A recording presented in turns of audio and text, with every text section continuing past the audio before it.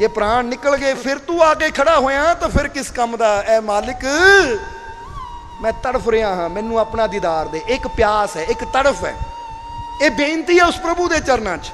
और ये बेनती भी उदों ही होंदी है जदों अंदर प्यास तड़फ सच्ची होवे, क्योंकि दिखावे नाल बेनती नहीं होंदी। ऐसी बाहरों दुनिया नूं कही जावे मैनू बड़ी प्यास है, मैनू बड़ी प्यास है, शायद दुनियादार यकीन कर भी लैण या दुनियादार समझ भी लैणगे, क्योंकि दुनिया के कोल ऐसी मशीन नहीं है जो देख सके कि तुसी सच बोल रहे हो या झूठ बोल रहे हो। जरा गौर करना। पर वो परमात्मा के घर च दुध का दुध पानी का पानी हो जाता है, क्योंकि परमात्मा नूं तां पता ही है तुहाडे अंदर सच है, दिखावा है या वाकई तुसी अंदरों सचमुच तड़फ रहे हो। और ये सदना जी की वाणी ये उन्हां दी तड़फ दसदी है कि इन्नी तड़फ है कि ऐ प्रभु हुणे ही दर्शन दे दे, किते तड़फदा मर गया फिर तू आया तो फिर आना किस काम दा, फिर दर्शन किस काम दा जदों मर ही गया। ये तो वही गल है जिद्दां एक शायर ने लिखिया है, मैंने दिल दिया प्यार की हद थी, जान दी एतवार की हद थी, मर गया मैं और खुली रही आंखें जे मेरे इंतजार की हद थी। वो कहते इन्ना इंतजार कि प्राण निकल गए पर फिर भी अखां खुलियां हाले भी तेनों लभ रही हैं कि आ जावे, हुण भी आ जावे, हुण भी आ जावे। कहते इन्ना इंतजार, मैं तेनों प्रेम किया, तेनों दिल दिता, ये मेरे प्यार की हद से। जरा गौर करना, ऐसा प्रेम ऐसी तड़फ अंदर होवे तो फिर परमात्मा आंदा है। जदों सानू भी लगे धन्ने की तरह कि ऐ प्रभु जे हुण ना मिलिया तो मैं अपने प्राण दे देने हैं। जदों धन्ने ने तीसरे दिन ये बेनती की कि जे हुण ठाकुरा दर्शन ना दिता तो मैं अपनी जान दे देनी है, कह के पत्थर ते सिर मारिया। और जदों प्रभु ने देखा कि वाकई हुण धन्ना उस अवस्था तक पहुँच गया है कि जे हुण मैं प्रगट ना होया तो इन्हां जान दे देनी है। एक तो ड्रामा होंदा है, जरा गौर करना कि बंदा उदा ही लगा है मैं जान देन लगा, मैं जान देन लगा, पर पता है अंदर कि मैं तो गल ही करदा, जान जून देनी नहीं है। मैं तो उदा ही डरा रहा कि अपने घरदियां नूं डरा देना, मैनूं मोटरसाइकिल लै दिओ, मैनूं आह चीज़ लै दिओ, मरन लगा मैं, चला मैं गड्डी थल्ले। तो घर दे बेचारे डर जाते हैं, तो बंदा अंदरों खुश होंदा कि देखिया झूठ मूठ का ड्रामा किया तो घर दे डर गए। ये दुनिया ते ड्रामा चल जाएगा पर परमात्मा के घर कोई ड्रामा नहीं चलता, क्योंकि परमात्मा नूं असीं ड्रामे दे नाल या बहानियां दे नाल नहीं बहला सकते। परमात्मा नूं तां असीं सच्चे इश्क दे नाल, सच्ची मुहब्बत दे नाल, सच्चे तड़फ दे नाल ही जित सकते हैं। इसलिए जदों वाकई परमात्मा देखता है कि हुण इहदा इश्क उस अवस्था तक पहुँच गया है कि जे वाकई इहनूं दर्शन ना होए तो इन्हां जान सचमुच दे देनी है, फिर परमात्मा प्रगट हो जाता है। इनू कहते अपना आप गवाइए, क्योंकि अपने आप नूं गवाण नूं तैयार हो गया, अपने आप नूं मिटाण नूं तैयार हो गया, अपना सिर देण नूं तैयार हो गया। तो हुण परमात्मा कहता हुण वक्त आ गया दरवाजा खोल दईए। इसलिए इत्थे सदना जी की तड़फ उस मुकाम तक पहुँच गई है कि सदना जी नूं भी लगा कि हुण जान चली जानी है, हुण जे रब ना मिलिया, हुण जे बूंद ना बरसी प्रभु के दर्शनां दी तो मैं मर जाना है। उत्थे जाके उन्होंने शब्द उच्चारण किया कि ऐ प्रभु जे हुण प्राण ही चले गए फिर तू आवे तो फिर किस काम दा। प्राण गए सागर मिले फुन कम ना आवे, कि पपीहा जिउंदा है तड़फ रहा है उदों ना उन्होंने पानी मिलिया, तो जदों हुण प्राण निकल गए फिर उन्होंने सागर भी मिल जावे तो फिर किस काम दा। ये तड़फ है सदना जी की। और अगलियां लाइनां च लिख रहे हो, प्राण जू थाके थिर नहीं कैसे बिरमाऊं, बूढ़ मुए नौका मिले कहो कुछ कहे चढ़ाऊं। ये बड़ी गहराई की गल समझने वाली है कि ऐ प्रभु जरा गौर करना, इसलिए मैं तरन की कोशिश कर रहा हाँ, सो हुणे ही कृपा कर बांह फड़ के मैनू अपनी नौका ते चढ़ा ला, मैनू अपने वेड़े ते चढ़ा ला और पार लै जा। जे तरन की कोशिश में मैं डुब के मर ही गया और फिर तू मैनू बांह फड़ के नौका ते चढ़ाया तो फिर किस काम दा। बूढ़ मुए का मतलब डुब गया, जदों डुब के मर ही गया फिर नौका मिले, जदों डुब के बंदा मर ही गया फिर कोई आके उन्होंने नौका ते चढ़ा के बिठा लवे यानी लिटा देवे तो फिर उन्होंने किस काम दी। फिर तो मर ही गया, हुण नौका होवे ना होवे, हुण तो जान वाला जा चुका, हुण तो जिंदगी जा चुकी। इसलिए वो दसदे है कि हुण मेरे प्राण थक चुके हैं, हुण थिर नहीं, कोई भरोसा नहीं किस पल ये भवसागर दे विच तैनू तलाश करदा करदा हुण मैं थक चुका है प्रभु, ਹੁਣ ਮੈਂ ਕਿਸੇ ਪਲ ਵੀ ਡੁੱਬ ਸਕਦਾ ਹਾਂ, ਹੁਣ ਕਿਸੇ ਪਲ ਵੀ ਪ੍ਰਾਣ ਨਿਕਲ ਸਕਦੇ ਹੈ, ਕਿਉਂਕਿ ਇੰਨਾ ਤੜਫ ਰਿਹਾ ਹਾਂ, ਕਿਸੇ ਪਲ ਵੀ ਜਾਨ ਜਾ ਸਕਦੀ ਹੈ। ਹੁਣ ਕਿਰਪਾ ਕਰ, ਹੁਣ ਆ ਜਾ। ਔਰ ਮੈਂ ਤੈਨੂੰ ਕਿੱਦਾਂ ਸਮਝਾਵਾਂ, ਕੈਸੇ ਬਿਰਮਾਊਂ? ਬਿਰਮਾਊਂ ਦਾ ਮਤਲਬ ਤੈਨੂੰ ਕਿਸ ਤਰ੍ਹਾਂ ਸਮਝਾਵਾਂ, ਕਿਸ ਤਰ੍ਹਾਂ ਦੱਸਾਂ? ਇਹ ਵੀ ਪਿਆਰ ਦੀ ਗੱਲ ਹੈ, ਨਹੀਂ ਤਾਂ ਜ਼ਰਾ ਧਿਆਨ ਦੇਣਾ, ਉਹ ਸਭ ਕੁਝ ਜਾਣਦਾ ਹੀ ਹੈ। ਜੇ ਬੰਦਾ ਕਹੇ ਰੱਬਾ ਮੈਂ ਆਪਣਾ ਦੁੱਖ ਤੈਨੂੰ ਕਿੱਦਾਂ ਦੱਸਾਂ, ਤਾਂ ਉਹਨੂੰ ਪਤਾ ਹੀ ਹੈ, ਬਸ ਇਹ ਤਾਂ ਕਹਿਣ ਦੇ ਲਫ਼ਜ਼ ਹੈ, ਇਹ ਤਾਂ ਕਹਿਣ ਦੀ ਗੱਲ ਹੈ। ਇਹ ਤੈਨੂੰ ਕਿੱਦਾਂ ਸਮਝਾਵਾਂ, ਕਿਸ ਤਰ੍ਹਾਂ ਤੈਨੂੰ ਦੱਸਾਂ ਆਪਣੀ ਪੀੜਾ? ਕਿਉਂਕਿ ਇੱਕ ਆਸ਼ਿਕ, ਇੱਕ ਪ੍ਰੇਮੀ ਦੇ ਅੰਦਰ ਜੋ ਪੀੜਾ ਹੁੰਦੀ ਹੈ, ਉਹ ਸ਼ਬਦਾਂ ਦੇ ਵਿੱਚ ਬੋਲ ਕੇ ਕਦੀ ਦੱਸੀ ਨਹੀਂ ਜਾ ਸਕਦੀ। ਜੇ ਤੁਸੀਂ ਕਿਸੇ ਨਾਲ ਪ੍ਰੇਮ ਕਰਦੇ ਹੋ ਔਰ ਉਹਦੀ ਯਾਦ ਵਿੱਚ ਰੋ ਰਹੇ ਹੋ, ਤਾਂ ਕੋਈ ਤੁਹਾਨੂੰ ਪੁੱਛੇ ਕਿ ਬਈ ਕਿਉਂ ਰੋ ਰਿਹਾ ਹੈ, ਕੀ ਦਰਦ ਹੈ, ਢਿੱਡ ਦੁਖਦਾ ਹੈ, ਸਿਰ ਦੁਖਦਾ ਹੈ, ਬੁਖਾਰ ਚੜਿਆ, ਕੀ ਗੱਲ ਹੈ, ਰੋ ਕਿਉਂ ਰਿਹਾ ਹੈ? ਤਾਂ ਬੰਦਾ ਉਸ ਵੇਲੇ ਇਦਾਂ ਹੋ ਜਾਂਦਾ ਕਿ ਹੁਣ ਕਿੱਦਾਂ ਦੱਸਾਂ ਮੈਂ, ਇਹ ਤਾਂ ਗੂੰਗੇ ਦਾ ਗੁੜ ਖਾ ਲਿਆ, ਤਾਂ ਜਿੱਦਾਂ ਗੂੰਗਾ ਗੁੜ ਦਾ ਸਵਾਦ ਨਹੀਂ ਦੱਸ ਸਕਦਾ, ਉਹੀ ਅਵਸਥਾ ਇੱਕ ਪ੍ਰੇਮੀ ਦੀ ਹੋ ਜਾਂਦੀ। ਕਿੱਦਾਂ ਬੋਲ ਕੇ ਦੱਸਾਂ? ਬੰਦਾ ਕਹਿ ਸਕਦਾ ਹੈ ਮੈਂ ਉਹਦੀ ਯਾਦ 'ਚ ਤੜਫ ਰਿਹਾ ਹਾਂ, ਪਰ ਕੋਈ ਪੁੱਛੇ ਉਹ ਤੜਫ ਕੀ ਹੈ, ਉਹ ਦਰਦ ਕੀ ਹੈ, ਤਾਂ ਇਹ ਤਾਂ ਉਹੀ ਜਾਣ ਸਕਦਾ ਹੈ ਜਿਹਨੂੰ ਉਹ ਦਰਦ ਲੱਗਾ ਹੋਵੇ।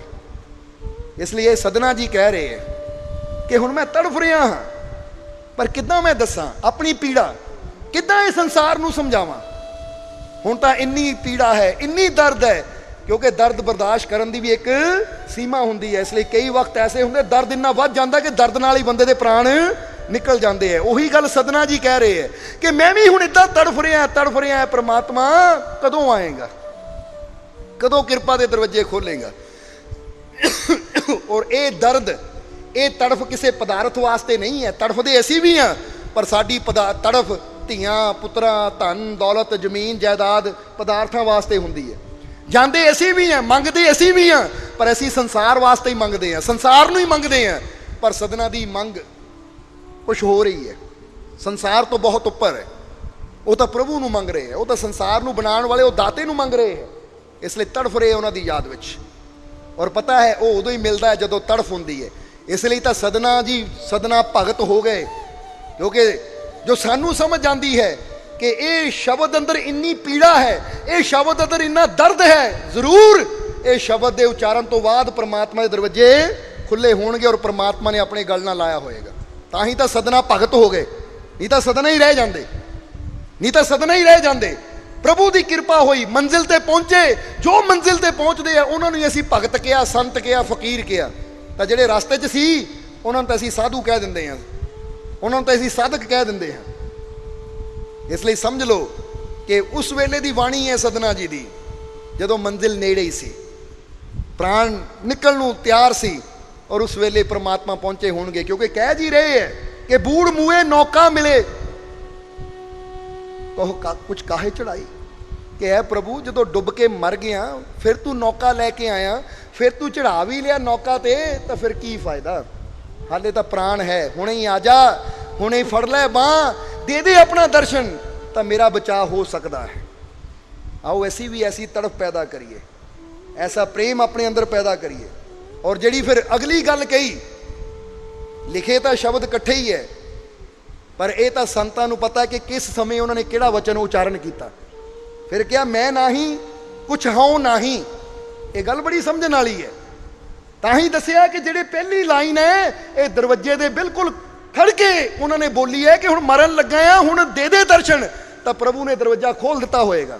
ਉਸ ਵੇਲੇ ਦਰਵਾਜ਼ਾ ਖੁੱਲਿਆ ਹੋਏਗਾ, ਕਿਉਂਕਿ ਹੋ ਹੀ ਨਹੀਂ ਸਕਦਾ ਕਿ ਬੰਦਾ ਮਰਨ ਦੀ ਕਗਾਰ ਤੇ ਹੋਵੇ, ਤੜਫ ਰਿਹਾ ਹੋਵੇ, ਉਹਦੇ ਦਰਸ਼ਨਾਂ ਨੂੰ ਤਾਂ ਉਹ ਦਰਸ਼ਨ ਨਾ ਦੇਵੇ, ਕਦੀ ਹੋ ਹੀ ਨਹੀਂ ਸਕਦਾ। ਉਹ ਪਰਮਾਤਮਾ ਇੰਨਾ ਪੱਥਰ ਦਿਲ ਨਹੀਂ ਹੈ। ਅੱਜ ਕਈ ਕਹਿੰਦੇ ਹੈ ਪਰਮਾਤਮਾ ਨੂੰ ਖੁਸ਼ ਕਰਨਾ ਤਾਂ ਬੱਕਰੇ ਦੀ ਕੁਰਬਾਨੀ ਦਿਓ, ਆ ਮੁਰਗੇ ਦੀ ਕੁਰਬਾਨੀ ਦਿਓ। ਇਹ ਗੱਲ ਯਾਦ ਰੱਖੋ, ਬੱਕਰੀਆਂ ਦੀ ਕੁਰਬਾਨੀ ਦੇ ਕੇ, ਮੁਰਗਿਆਂ ਦੀ ਕੁਰਬਾਨੀ ਦੇ ਕੇ, ਕਿਸੇ ਦੀ ਜਾਨ ਲੈ ਕੇ ਅਸੀਂ ਕਦੀ ਪਰਮਾਤਮਾ ਨੂੰ ਖੁਸ਼ ਕਰ ਹੀ ਨਹੀਂ ਸਕਦੇ। ਕੋਈ ਤੁਹਾਡੇ ਸਾਹਮਣੇ ਹੋਵੇ ਕਿ ਲੈ ਮੈਂ ਤੇਰੇ ਬੱਚੇ ਦੀ ਕੁਰਬਾਨੀ ਦੇ ਕੇ ਤੈਨੂੰ ਖੁਸ਼ ਕਰਨਾ ਹੈ, ਤਾਂ ਤੁਸੀਂ ਖੁਸ਼ ਹੋ ਜਾਓਗੇ? ਤੁਸੀਂ ਤਾਂ ਕਹਿਣਾ ਤੂੰ ਦੁਸ਼ਮਣ ਹੈ, ਉਹ ਮੇਰੇ ਬੱਚੇ ਨੂੰ ਕੁਰਬਾਨ ਕਰ ਰਿਹਾ। ਕਈ ਕਹਿੰਦੇ ਬੱਕਰੇ ਨੂੰ ਵੱਡੋ ਜੀ ਕੁਰਬਾਨੀ ਦਿਓ ਰੱਬ ਦੇ ਨਾਂ ਤੇ, ਰੱਬ ਖੁਸ਼ ਹੋਏਗਾ। ਤਾਂ ਪਰਮਾਤਮਾ ਇਹਨਾਂ ਕੁਰਬਾਨੀਆਂ ਨਾਲ ਖੁਸ਼ ਨਹੀਂ ਹੁੰਦਾ। ਉਹ ਕੋਈ ਪੱਥਰ ਦਿਲ ਰਾਖਸ਼ ਨਹੀਂ ਹੈ ਕਿ ਕਿਸੇ ਨੂੰ ਪੀੜਾ 'ਚ ਦੇਖ ਕੇ ਖੁਸ਼ ਹੋਵੇ, ਕਿਸੇ ਦਾ ਖੂਨ ਵਗਦਾ ਦੇਖ ਕੇ ਖੁਸ਼ ਹੋਵੇ, ਬਲਕਿ ਪ੍ਰਭੂ ਤਾਂ ਇੰਨਾ ਦਇਆ ਦਾ ਸਾਗਰ ਹੈ ਕਿ ਸਾਨੂੰ ਮਾੜੀ ਜਿਹੀ ਤਕਲੀਫ ਆਉਂਦੀ ਹੈ ਤਾਂ ਦਰਦ ਨਾਲ ਉਹ ਤੜਫ ਉੱਠਦਾ ਹੈ। ਇਸੇ ਲਈ ਤਾਂ ਸੰਤਾਂ, ਗੁਰੂਆਂ, ਰਹਿਬਰਾਂ ਨੂੰ ਸੰਸਾਰ ਤੇ ਭੇਜਦਾ ਹੈ ਕਿ ਇਹਨਾਂ ਨੂੰ ਮਾਰਗ ਦੱਸੋ ਤਾਂ ਕਿ ਇਹਨਾਂ ਦੀਆਂ ਸਾਰੀਆਂ ਪੀੜਾ, ਸਾਰੇ ਦੁੱਖ ਖਤਮ ਹੋ ਸਕਣ, ਇਹਨਾਂ ਨੂੰ ਪਰਮਾਨੰਦ ਮਿਲ ਸਕੇ। ਇਸ ਲਈ ਸੰਤਾਂ ਨੂੰ ਭੇਜਦਾ ਹੈ। ਜਰਾ ਸਮਝੋ ਸਾਰੇ ਜੀ। ਪਰ ਅਸੀਂ ਤਾਂ ਗੱਲ ਹੀ ਉਲਟੀ ਬਣਾ ਲਈ ਹੈ। ਜਿਸ ਤਰ੍ਹਾਂ ਇੱਕ ਕਹਾਣੀ ਸਾਨੂੰ ਬੜੀ ਪਿਆਰੀ ਲੱਗਦੀ ਹੈ। ਸਮਾਂ ਕਾਫੀ ਹੋ ਗਿਆ, ਇਸ ਲਈ ਆਖਰਲੇ ਵਚਨਾਂ 'ਚ ਦੱਸਾਂਗੇ। ਇੱਕ ਫਕੀਰ, ਇੱਕ ਦਿਨ ਉਹਨਾਂ ਦੀ ਸੁਰਤੀ ਜੁੜੀ। ਕਹਾਣੀ ਹੈ ਇੱਕ, ਕਿ ਜਦੋਂ ਸੁਰਤੀ ਜੁੜੀ ਪਰਮਾਤਮਾ ਦਾ ਦਰਸ਼ਨ ਹੋਇਆ। ਨਹੀਂ ਤਾਂ ਪਰਮਾਤਮਾ ਨਿਰੰਕਾਰ ਹੈ, ਉਹਦਾ ਕੋਈ ਆਕਾਰ ਨਹੀਂ ਹੈ ਕਿ ਸਾਨੂੰ ਦਰਸ਼ਨ ਹੋਵੇ। ਪਰ ਇੱਕ ਕਹਾਣੀ ਹੈ ਦੁਨੀਆ ਨੂੰ ਸਮਝਾਉਣ ਦੀ ਖਾਤਰ, ਕਿ ਜਦੋਂ ਫਕੀਰਾਂ ਨੂੰ ਰੱਬ ਦਾ ਦਰਸ਼ਨ ਹੋਇਆ ਤਾਂ ਫਕੀਰਾਂ ਨੇ ਰੱਬ ਨੂੰ ਦੇਖਿਆ ਤਾਂ ਫਕੀਰ ਦੇਖ ਕੇ ਹੈਰਾਨ ਰਹਿ ਗਏ। ਦੇਖ ਕੇ ਹੈਰਾਨ ਰਹਿ ਗਏ ਕਿ ਰੱਬ ਦੇ ਸਰੀਰ 'ਚ ਜ਼ਖਮ ਹੀ ਜ਼ਖਮ, ਜਗ੍ਹਾ ਜਗ੍ਹਾ ਤੋਂ ਖੂਨ ਵਗ ਰਿਹਾ ਹੈ, ਤਾਂ ਰੱਬ ਪੀੜਾ ਨਾਲ ਤੜਫ ਰਿਹਾ ਹੈ।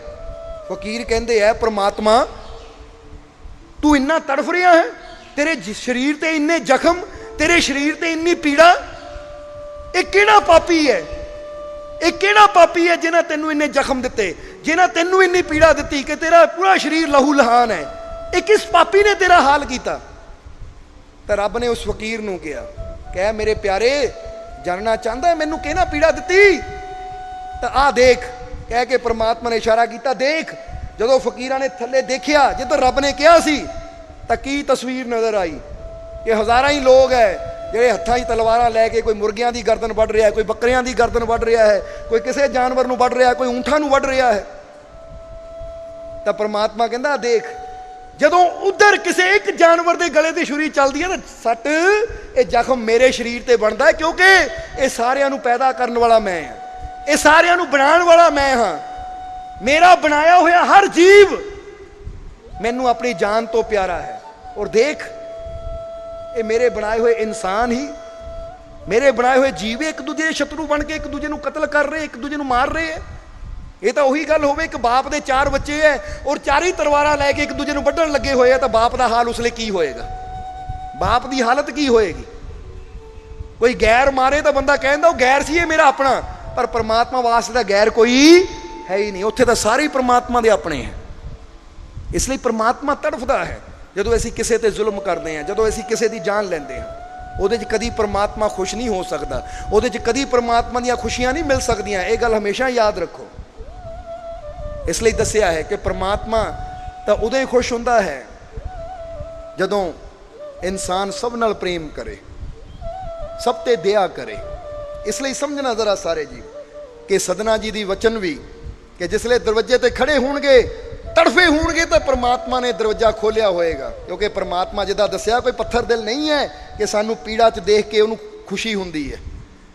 ਜਰਾ ਧਿਆਨ ਦੇਣਾ, ਕਿਉਂਕਿ ਕਈ ਇਨਸਾਨ ਕਰਦੇ ਹੈ ਕਿ ਰੱਬਾ ਮੇਰੇ ਤੇ ਕਿਰਪਾ ਕਰਦੇ, ਮੈਂ ਇੰਨੇ ਦਿਨ ਭੁੱਖਾ ਰਹੂੰ, ਮੈਂ ਇੰਨੇ ਦਿਨ ਆਹ ਕੰਮ ਕਰੂੰ, ਮੈਂ ਨੰਗੇ ਪੈਰੀ ਚਲੂੰ। ਤਾਂ ਤੁਸੀਂ ਕੀ ਸੋਚਦੇ ਹੋ, ਪਰਮਾਤਮਾ ਖੁਸ਼ ਹੁੰਦਾ ਇਹਦੇ 'ਚ? ਇਹ ਤਾਂ ਉਹੀ ਗੱਲ ਹੋ ਗਈ ਕਿ ਤੁਹਾਡਾ ਬੱਚਾ ਤੁਹਾਡੇ ਕੋਲੋਂ ਕੋਈ ਚੀਜ਼ ਮੰਗੇ ਕਿ ਪਾਪਾ ਮੈਨੂੰ ਫਲਾਨਾ ਖਿਡੌਣਾ ਚਾਹੀਦਾ ਹੈ, ਮੈਨੂੰ ਸਾਈਕਲ ਚਾਹੀਦੀ। ਤੁਸੀਂ ਆਪਣੇ ਬੱਚੇ ਨੂੰ ਕਹੋ ਕਿ ਬੇਟਾ ਜਾ ਪਹਿਲਾਂ ਨੰਗੇ ਪੈਰੀ ਤੁਰ ਕੇ ਆ, ਪਹਿਲਾਂ 100 ਕਿਲੋਮੀਟਰ ਨੰਗੇ ਪੈਰੀ ਤੁਰ, ਜਾਂ ਪਹਿਲਾਂ ਲੰਮਾ ਪੈ ਕੇ ਆ, ਢਿੱਡ ਭਰ ਲੰਮਾ ਪੈ ਕੇ ਆ, ਫਿਰ ਤੇਰੀ ਮੁਰਾਦ ਪੂਰੀ ਕਰਨੀ ਹੈ, ਫਿਰ ਤੈਨੂੰ ਸਾਈਕਲ ਹੀ ਦੇਣੀ ਹੈ। ਜਿਹੜਾ ਬੱਚਾ ਇਹ ਸ਼ਰਤ ਆਪਣੇ, ਜਿਹੜਾ ਬਾਪ ਇਹ ਸ਼ਰਤ ਆਪਣੇ ਬੱਚੇ ਨਾਲ ਰੱਖ ਦੇਵੇ, ਤਾਂ ਦੁਨੀਆ ਕੀ ਕਹੇਗੀ, ਉਹ ਤੂੰ ਬਾਪ ਹੈ ਜਾਂ ਕਸਾਈ ਹੈ? ਇਦਾਂ ਦੀਆਂ ਸ਼ਰਤਾਂ ਬੱਚੇ ਨਾਲ ਰੱਖਦਾ। ਬੱਚਾ ਸਾਈਕਲ ਹੀ ਮੰਗਦਾ ਹੈ, ਬੱਚਾ ਖਿਡੌਣਾ ਮੰਗਦਾ, ਲੈ ਕੇ ਦੇ ਦੇ। ਇਹ ਕੀ ਕਿ ਇੰਨੀ ਗਰਮੀ 'ਚ, ਇੰਨੀ ਧੁੱਪ 'ਚ ਉਹ ਨੰਗੇ ਪੈਰੀ ਚੱਲ ਕੇ ਆਵੇ, ਪੈਰਾਂ 'ਚ ਕੰਡੇ ਲੱਗਣ, ਪੈਰਾਂ 'ਚ ਪੱਥਰ ਚੁੱਭਣ? ਤੂੰ ਬਾਪ ਹੈ ਜਾਂ ਕਸਾਈ ਹੈ? ਤੈਨੂੰ ਆਪਣੇ ਬੱਚੇ ਨਾਲ ਪਿਆਰ ਹੈ ਨਹੀਂ? ਕਿੱਦਾਂ ਬੰਦਾ ਕਹੇਗਾ? ਕਿਉਂਕਿ ਬਾਪ ਦਾ ਤਾਂ ਕੰਮ ਹੁੰਦਾ, ਬੱਚੇ ਨੇ ਮੰਗੀ ਜੇ ਹਿੰਮਤ ਹੈ ਤਾਂ ਬਾਪ ਕਹਿੰਦਾ ਆ ਜਾ ਬੇਟਾ, ਮੇਰੇ 'ਚ ਹਿੰਮਤ ਹੈ, ਤੂੰ ਮੰਗਿਆ ਤੈਨੂੰ ਦੇ ਦੇਵਾਂ। ਆਰਾਮ ਨਾਲ ਹੀ ਬਾਪ ਦੇ ਦਿੰਦਾ ਹੈ, ਕੋਈ ਲੰਬੀਆਂ ਚੌੜੀਆਂ ਸ਼ਰਤਾਂ ਨਹੀਂ ਰੱਖਦਾ। ਪਰ ਜ਼ਰਾ ਗੌਰ ਕਰੋ, ਅੱਜ ਪਰਮਾਤਮਾ ਦਾ ਕੀ ਰੂਪ ਬਣਾ ਦਿੱਤਾ ਹੈ। ਇੱਕ ਇਨਸਾਨ ਕਹਿੰਦਾ ਮਾਤਾ ਦੇਵੀ ਮੇਰਾ ਕੰਮ ਪੂਰਾ ਕਰ ਦੇ, ਲੰਮਾ ਪੈ ਕੇ ਆऊं, ਤਾਂ ਦੇਖਿਆ ਚਿੰਤਪੁਰਨੀ ਨੂੰ ਕਿ ਲੰਮੇ ਪੈ ਕੇ ਜਾਂਦੇ। ਕਮਾਲ ਦੀ ਗੱਲ ਹੈ, ਮਾਂ ਦਾ ਦਿਲ ਇੰਨਾ ਪੱਥਰ ਹੋ ਗਿਆ ਕਿ ਔਲਾਦ ਨੂੰ ਕਹਿ ਰਹੀ ਹੈ ਕਿ ਸੜਕੇ ਆ ਬਈ, ਪੇਟ ਛਿੱਲਿਆ ਜਾਵੇ, ਮਾਂ ਛਿੱਲਿਆ ਜਾਵੇ ਕਰ। ਜਾਂ ਤੁਹਾਨੂੰ ਐ ਰੱਬਾ ਅਸੀਂ ਭੁੱਖੇ ਰਵਾਂਗੇ, ਅਸੀਂ ਇਹ ਕਰਾਂਗੇ ਉਹ ਕਰਾਂਗੇ? ਨਹੀਂ, ਪਰਮਾਤਮਾ ਇੰਨਾ ਪੱਥਰ ਦਿਲ ਨਹੀਂ ਹੈ। ਇਹ ਸਿਰਫ ਸਾਡੇ ਮਨ ਦੀਆਂ ਧਾਰਨਾ ਹੈ। ਅਸੀਂ ਸੋਚਦੇ ਹਾਂ ਕਿ ਸ਼ਾਇਦ ਅਸੀਂ ਆਪਣੇ ਆਪ ਨੂੰ ਪੀੜਾ ਦੇਵਾਂਗੇ, ਆਪਣੇ ਆਪ ਨੂੰ ਦੁੱਖ ਦੇਵਾਂਗੇ ਤਾਂ ਪਰਮਾਤਮਾ ਖੁਸ਼ ਹੋ ਜਾਏਗਾ। ਕਿਉਂਕਿ ਦੁਨੀਆ ਨੇ ਤਸਵੀਰ ਹੀ ਕੋਈ ਰੱਬ ਦੀ ਐਸੀ ਬਣਾ ਦਿੱਤੀ ਹੈ। ਨਹੀਂ, ਰੱਬ ਇੰਨਾ ਕਠੋਰ ਨਹੀਂ ਹੈ ਕਿ ਤੁਹਾਨੂੰ ਤਕਲੀਫ ਜਾਂ ਪੀੜਾ 'ਚ ਦੇਖ ਕੇ ਉਹਨੂੰ ਖੁਸ਼ੀ ਮਿਲਦੀ ਹੈ। ਉਹ ਤਾਂ ਤੁਹਾਨੂੰ ਪੀੜਾ 'ਚ ਦੇਖ ਕੇ ਖੁਦ ਤੜਫ ਉੱਠਦਾ ਹੈ।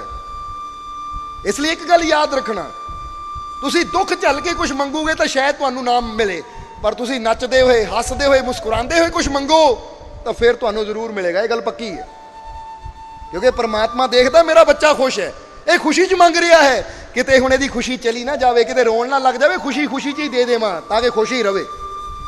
समझ आ रही कि नहीं साडी गल? इसलिए विचार करना बैठ के। इसलिए जब भी मंगो हसदे हुए, मुस्कुराते हुए, नचदे हुए, क्योंकि परमात्मा नूं नटराज भी कहा गया है, और नर्तक है, सारे संसार नूं नचाता रहा है, चारों पासे नाच ही तो है। ऐसी भी जो नचदे हुए, हसदे हुए, मुस्कुराते हुए मंगांगे तो फिर देखो किदां कृपा हुंदी है, किदां बख्शिश हुंदी है। जरा ध्यान देना सारे जी, ये गल्लां नूं समझना, जरा अच्छी तरह विचार करना। इसी तरह विचार कर लेना कि जद एक दुनियावी बाप नूं बच्चे नूं खुश देख के खुशी हुंदी है, तो वह परम पिता है, सब दा बाप है, वो भी तो सानू खुश दे के खुश होएगा। वो किदां सानू तकलीफ दे के खुश होएगा? पर ये जिहड़ियां शर्तां ला दित्तियां कि इदां कुर्बानी करो, इदां किसी दी गर्दन वड्डो फिर रब खुश होएगा, ये सिर्फ कुछ मतलब प्रस्त लोगों ने अपना स्वाद पूरा करने की खातर, अपने फायदे की खातर रब नूं तरह तरह के उहदे इल्जाम देते कि रब ने इदां खुश होना है, रब ने उदां खुश होना है। नहीं, परमात्मा किसी दे जुल्म करके किसी नूं दुख दे के खुश नहीं हुंदा। इसलिए हुण लास्ट लाइनां विच दस दईए सदना जी की आखिरी लाइन कि सदना जी फिर बेनती करते, मैं नाही कुछ हाऊं नाही किछ आही ना मोरा, कि हुण दरवाजा खुल गया है। और जदों वो मंजिल देखी तो उत्थे जाके अंदरों पता लगा कि ऐ प्रभु हुण समझ आई कि ना मैं हाँ ना ही हुण मेरा कुछ है। जदों मैं देखिया तो हुण है ही तू। जरा गौर करना, जिदा शाह हुसैन ने कहा, अंदर तू बाहर तू, रोम रोम विच तू, कहे हुसैन फकीर साईं दा मैं नाही बस तू। हुण तो बस तू ही है, हुण तो होर कुछ है ही नहीं। हुण सदना जी ने भी जो दरवाजा खुलिया अंदरला तो उसने देख लिया तो कह दिता कि मैं ना ही कुछ, कि हुण मैं कुछ है ही नहीं। नहीं तो बंदा अपने आप को बहुत कुछ समझ के बैठा है कि मैं ही सब कुछ है, मेरे वर्गा होर कोई है ही नहीं। पर जिसले वो मंजिल तक इंसान पहुँचता है तो उत्थे जाके पता लगता है कि मैं तो है ही कुछ नहीं, मैं तो है ही नहीं, क्योंकि मैं गिरदी है तो फिर ही परमात्मा हुंदा है। क्योंकि जब तक मैं आ उदों तक तू है। जदों मैं गिर के असीं उहदे विच लीन हो गए तो मैं तो बचदी नहीं है, फिर मैं तो रह ही नहीं जाती, फिर तो तू ही तू हो गया। जिदा बूंद सागर की तरफ जाए तो जदों तक बूंद कहती मैं बूंद है सागर, यदा मतलब हाले सागर तो जुदा है। जा रही है कहती मैं सागर, मैं बूंद है सागर, मैं बूंद है सागर, यानी फर्क है, दो है। पर जिद्दां ही बूंद सागर च गिरी तो फिर यह कहण नूं रह नहीं जाता मैं बूंद, क्योंकि हुण बूंद तो रह ही नहीं गई, हुण तो इक्को ही गल हुंदी सागर ही सागर। जे फिर भी बूंद कहे मैं बूंद ये सागर, तो यह मतलब हाले भी सागर च लीन नहीं हुई, हाले भी कोई रुकावट है। इसलिए इत्थे सदना जी यही समझा रहे हैं कि हुण मैं तो रहा ही नहीं, हुण तो है ही वो कुछ ना ही मोरा, कि हुण तो मेरा कुछ भी नहीं है। और अगर सच्चाई देखिए, थोड़ा विचार करके देखिए तो सदना जी की गल सारियां ते लागू हुंदी है कि अगर असीं विचार करिए तो इत्थे मेरा है कि, जे तुहानूं असीं पुछीए धन तुहाडा है, ये मकान तुहाडा है, इत्थे तक मकान धन की गल छड्डो कि ये शरीर तुहाडा है तो नहीं। एक टाइम आना जदों शरीर नूं भी असीं छड्ड देना है, फिर की है, फिर कहते बंदा मान करता कि मेरा। इसलिए वही चीज़ सारिਆਂ ਨੂੰ समझ लेनी चाहिए, कुछ ना ही मोरा, मेरा की है, जो है उस मालिक का। इत्थे तक ये आत्मा भी ओदी अंश है, ये आत्मा भी तो ओदी अंश है, वो भी मेरी नहीं है, ओदा ही है सब कुछ। इसलिए मैं ना ही कुछ हूँ ना ही, क्योंकि मैं कुछ है ही नहीं, ना ही कोई हंकार है, ना ही कोई मान है, ना ही कोई कहण नूं रह गया कि मेरा कुछ ना ही मोरा। अवसर लज्जा राख ले सदना जन तेरा, कि हुण यही अवसर है, ऐ मेरे मालिक हुण लज्जा रख लै, हुण मेरी इज्जत लज पत सब कुछ तेरा है, क्योंकि हुण मेरी इज्जत कोई है ही नहीं। हुण जे लोग पत्थर मारन तां भी मैनूं नहीं वजने, तैनूं ही वजने, क्योंकि मेरा कुछ है ही नहीं। कोई गाली देवे तां भी तैनूं दे रहा है, हुण कोई उस्तत करे तां भी तेरी हो रही है, हुण मेरा कुछ है ही नहीं, क्योंकि सदना जन तोरा, कि हुण मैं तो तोरा ही हो गया, बूंद मिल गई सागर च, तेरा ही हो गया, हुण मेरा की है। यह है सदना जी की बाणी का अर्थ।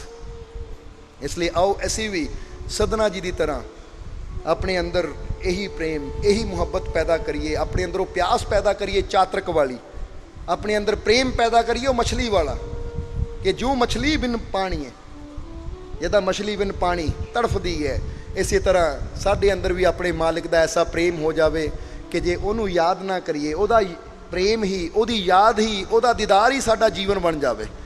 ਐਸੀ ਪਿਆਸ ਪੈਦਾ ਕਰ ਲਈਏ ਆਪਣੇ ਅੰਦਰ ਔਰ ਵਿਸ਼ਵਾਸ ਰੱਖੀਏ ਆਪਣੇ ਮਾਲਿਕ ਤੇ, ਕਿਉਂਕਿ ਹੁਣ ਸਮਾਂ ਕਾਫੀ ਹੋ ਗਿਆ। ਇਸ ਲਈ ਆਖਰਲੇ ਵਚਨਾਂ 'ਚ ਫਿਰ ਦੱਸਾਂਗੇ ਕਿ ਇੱਕ ਭਰੋਸਾ ਰਹਿਮਤ ਵਾਲੇ, ਕਈ ਦਰ ਦਿੰਦਾ ਖੋਲ। ਬਸ ਤੁਸੀਂ ਵੀ ਇੱਕ ਭਰੋਸਾ ਰੱਖੋ, ਫਿਰ ਪਤਾ ਨਹੀਂ ਮਾਲਿਕ ਨੇ ਕਿੱਥੋਂ ਕਿੱਥੋਂ ਕਿਹੜੀ ਕਿਰਪਾ ਦਾ, ਕਿਹੜੀ ਰਹਿਮਤ ਦਾ ਦਰਵਾਜ਼ਾ ਤੁਹਾਡੇ ਤੇ ਕਿੱਦਾਂ ਖੋਲ ਦੇਣਾ ਹੈ, ਇਹ ਉਹੀ ਜਾਣਦਾ ਹੈ। ਬਸ ਆਪਣੇ ਮਾਲਿਕ ਤੇ ਯਕੀਨ ਰੱਖੋ, ਵਿਸ਼ਵਾਸ ਰੱਖੋ, ਹੋ ਜਾਓ ਉਸ ਮਾਲਿਕ ਦੇ ਸਦਨਾ ਜਨ ਤੋਰਾ। ਜਿੱਦਾਂ ਸਦਨਾ ਜੀ ਨੇ ਕਿਹਾ ਕਿ ਹੁਣ ਮੈਂ ਤੇਰਾ ਹੋ ਗਿਆ, ਹੁਣ ਮੇਰਾ ਕੁਝ ਨਹੀਂ ਹੈ, ਜੋ ਕੁਛ ਹੈ ਸੋ ਤੇਰਾ। ਕਿਉਂਕਿ ਕਬੀਰ ਸਾਹਿਬ ਨੇ ਵੀ ਆਪਣੀ ਬਾਣੀ 'ਚ ਕਹਿ ਦਿੱਤਾ, ਗੁਰੂਆਂ ਰਹਿਬਰਾਂ ਨੇ ਵੀ ਆਪਣੇ ਢੰਗ ਨਾਲ ਕਹਿ ਦਿੱਤਾ, ਲਿਖਿਆ ਹੈ ਨਾ ਕਿ ਮੇਰਾ ਮੁਝ ਮੇਂ ਕਿਛ ਨਹੀਂ, ਜੋ ਕੁਛ ਹੈ ਸੋ ਤੇਰਾ। ਹੁਣ ਤਾਂ ਸਭ ਤੇਰਾ ਹੀ ਹੈ।